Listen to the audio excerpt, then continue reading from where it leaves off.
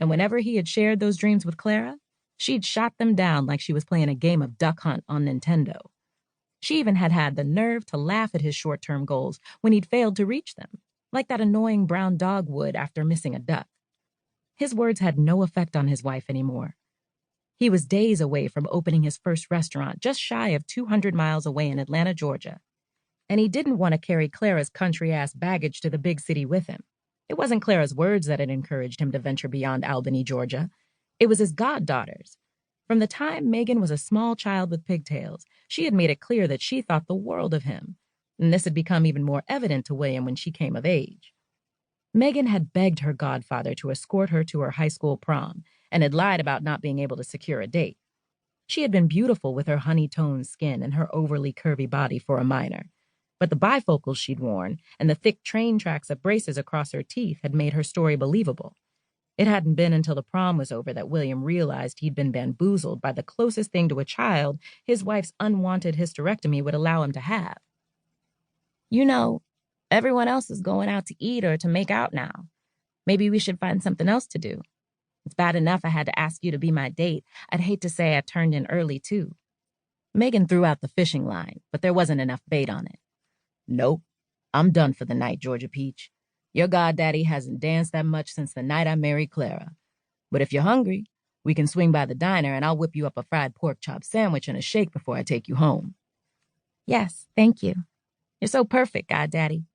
I hope I marry a man like you when the time comes, she said, staring out the passenger side window into the peace of the mid-spring night.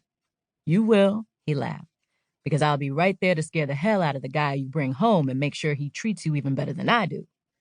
You can't expect him to stay after you do that, she said in between giggles. Then that's even better. You can focus on your education and then your career. I know you said you want to go into business administration, but you really should look into modeling. I keep telling you that a pretty face doesn't go with fat on the waist, goddaddy. That's like wearing white after Labor Day at an all-black party. Yeah, well, I keep telling you the rules are broken and a magazine would be foolish to pass up your beauty over a little baby fat. Chubby is cute on you, and I have a bullet for the first person who disagrees with me. Blushing, Meagan stared deeper into the night sky until she could see a vision of their faces in the moon. Then she said, Thank you. I love you so much. And I love you too, Georgia Peach. It wasn't long before they made it to the restaurant, and while he cooked, Meagan set the table in a non-traditional manner. Instead of arranging plates, napkins, and utensils, Meagan used her naked body as the centerpiece and wrapped the thin plastic tablecloth around her stomach to hide its grotesque shape. When William entered the dining area, the sandwich hit the floor and the shake followed behind it. What the hell are you doing? Put your clothes on now, he spat, his voice full of anger as he averted his gaze. No. If you want me to put my clothes on, look at me, damn it. Look at me without seeing your fucking goddaughter like the way I look at you. Hell no. You are my goddaughter, my minor goddaughter at that. I used to change your shitty diapers and bathe you. I know what you look like naked, so get dressed right fucking now. She got off the table and approached him. He was still gazing over his shoulder, trying hard not to look at her nude. When her breasts rested against his chest, she pressed her hardened nipples into him. Did my titties feel like this when you used to bathe me? She asked. Her smile was wiped off her face as fast as it had appeared when his open hand slapped her cheek. She screamed out in pain. I'm sorry, baby, but you left me no choice. I've noticed your stares at me, but I was hoping they weren't those kinds of looks. I don't know what's got into you lately, but you need to slow your roll. This shit right here is sick. You're my daughter, my Georgia Peach. You mean who has gotten into me, not what, she managed to say between sniffles. What's that supposed to mean? It means that I'm far from being a virgin, and I need a real man to please me. I thought it was you, but I guess I was wrong.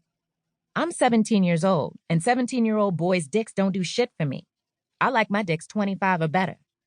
William's jaw dropped. Don't look shocked about the shit. Everybody knows I'm getting big grown dicks but you. Take me home. You've wasted enough of my time, old man.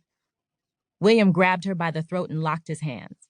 It took every ounce of sanity he had in him not to choke her until the fire in between her thighs went out permanently. Whose grown dicks have you been getting? I'll kill him. Do you hear me? That pervert is a dead man walking, he screamed as he continued to wring her neck. I can't breathe. After releasing her, he walked over to the bar and took a seat while she dressed and cried.